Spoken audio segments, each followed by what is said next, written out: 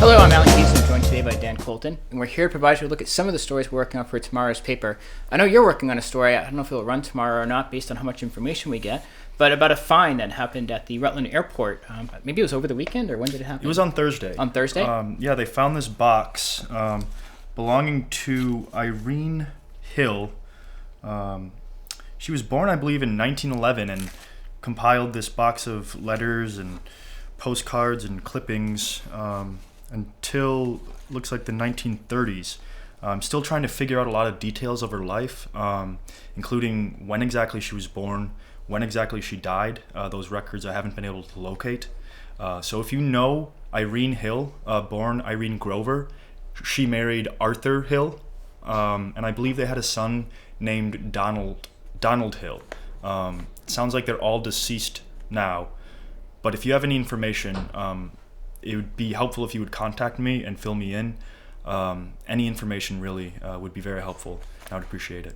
And it's interesting that they found it in a stairwell at the airport? Yeah, there's a small, I went to the airport this morning, and there was a small cubby, kind of like a little cupboard closet behind one of the stairwells that they use for storage of supplies and drinks and Christmas decorations. And this apparently was kind of just buried in there, and they pulled it out. And I mean, some of this stuff, we were just reading before we started about kind of, she has a calendar, and like all the days there's like some notes written in it, and kind of gives an interesting look of everyday life back then. Yeah, I mean, I was going through decades of letters, and it's interesting to see the story play out right in front of you before yourself like that. My favorite find in there is the baseball.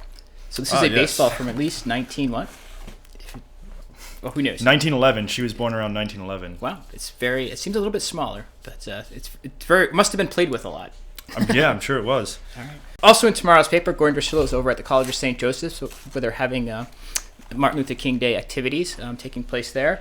Patrick McCardle down in southern Vermont has a story. There's some hearings taking place today on marijuana legislation, public hearings, allowing input from people to see what they think of the legislation.